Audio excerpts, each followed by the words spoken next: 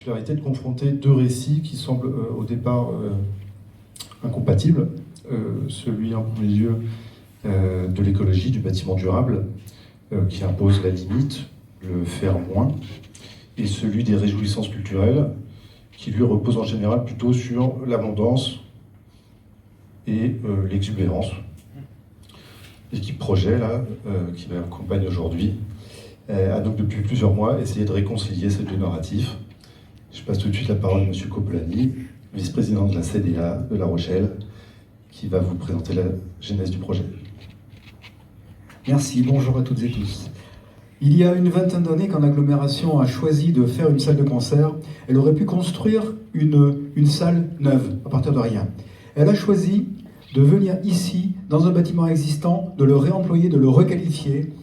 C'était déjà une grande optique de développement durable. Et la sirène s'est donc faite ici, dans une friche industrielle, comme l'a présenté Daniel tout à l'heure. Il y a 15 ans, donc, à peu près au 1er avril, lorsque la sirène a été inaugurée, le public était déjà là, il était présent.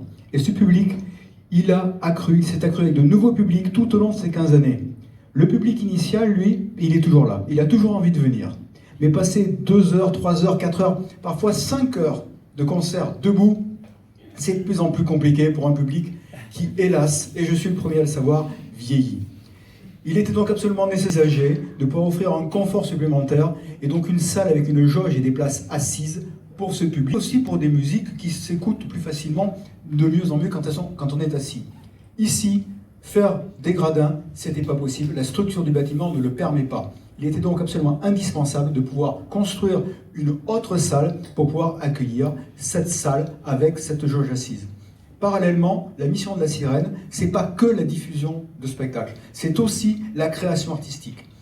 La Sirène accueille beaucoup de résidences et vous allez avoir une sortie de résidence ce soir avec ce qu'on appelle des pointures nationales.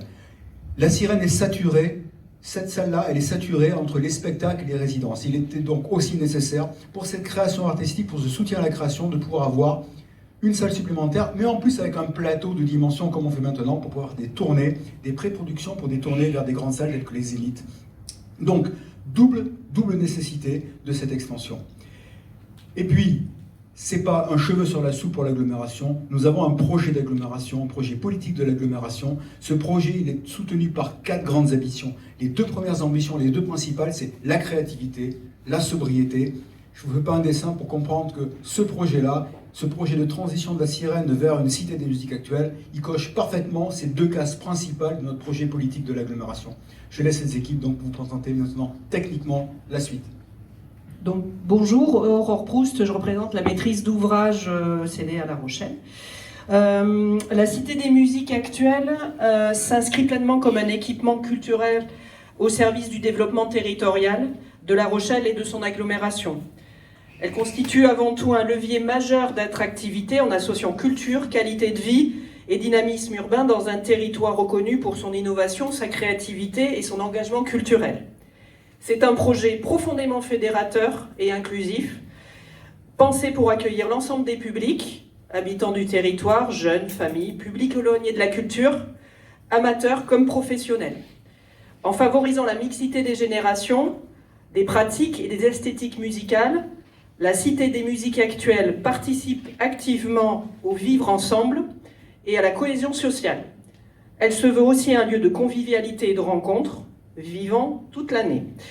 Ce projet se situe au croisement des enjeux culturels, éducatifs et économiques, et complémentaire des grands événements comme les Franco-Folies notamment. Il permet une activité culturelle équilibrée sur l'année et développe de nombreux partenariats, notamment avec le conservatoire, les établissements scolaires, l'université, les acteurs économiques du territoire. À l'échelle régionale, l'équipement renforce le rôle de la Sirène comme SMAC de référence en Nouvelle-Aquitaine. Par sa jauge, sa modularité et ses capacités techniques, il se distingue par une offre unique en Charente-Maritime et contribue au rayonnement territorial, national du territoire, Rochelais dans le champ des musiques actuelles.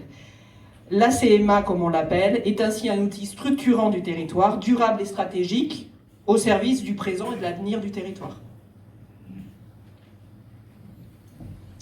Bonjour, Loïc Julienne, architecte de l'atelier Construire. avec Alice Bergazov et Aïda Donagit, qui sont là.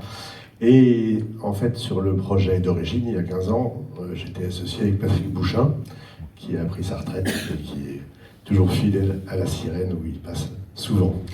Voilà, donc c'est la Sirène numéro 2, c'est pas la Sirène numéro 2, en fait, c'est la Cité des musiques actuelles. C'est un ensemble, c'est un projet de site dans un quartier en profond renouvellement. La Sirène 1 a un peu tiré le quartier de la Palisse vers ce renouvellement, et la Sirène 2 est un peu l'aboutissement de tout ce processus.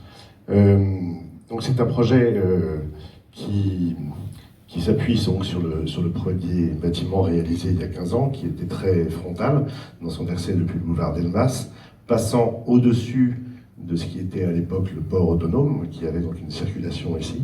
Et puis le port, petit à petit, a laissé un peu de place.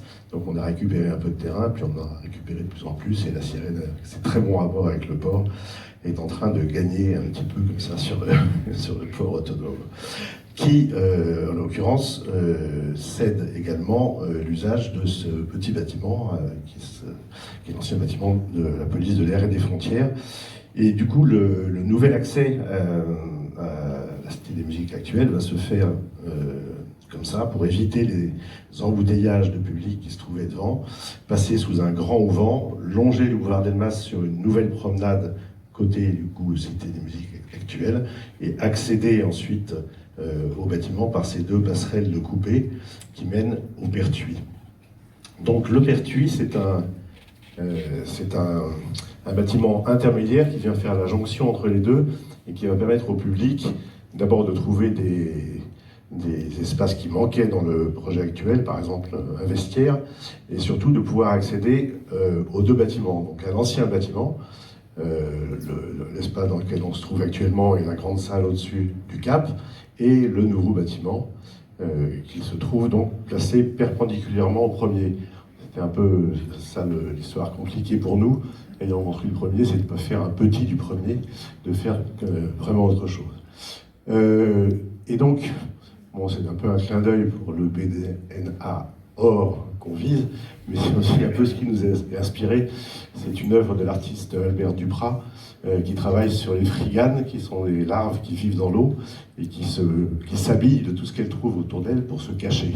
Et donc sur le port de la Palisse, nous, notre élément pour se cacher, ça a été les parois de containers. C'est rapide. Voilà, donc bon, c'est un petit clin d'œil, mais en effet, du coup, c'est ce qui a donné un peu la vêture de ce bâtiment. Ce sont ces tôles multicolores comme celles qu'on trouve sur les porte-conteneurs.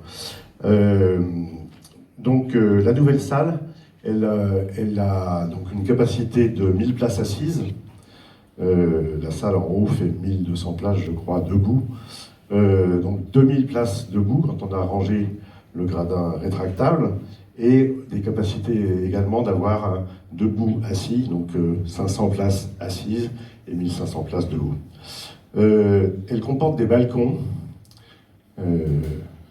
Voilà, elle comporte des balcons qui servent d'une part aux circulations, puisqu'on entre par un niveau intermédiaire et on descend dans la fosse, mais qui aussi animent les parois de cette salle pour en faire un lieu vivant et habité. Souvent, ces salles sont un peu des boîtes froides.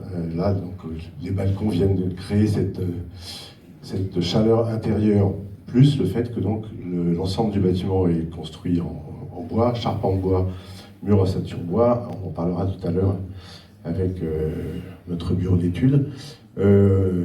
Bardage bois intérieur à partir de bois de récupération, puisque donc se trouve ici à côté un bâtiment existant, l'ancien Enzo Bois, désaffecté depuis très longtemps, mais qu'on va déconstruire et dont on va réutiliser la plupart des matériaux, et notamment toutes les charpentes qu'on va déligner pour faire tout le bardage intérieur acoustique de la nouvelle salle. Peut-être, on est en train de discuter avec le lycée hôtelier, de la possibilité de récupérer également des bardages existants en rez de cédar pour le bardage extérieur. Voilà, pour cette partie-là.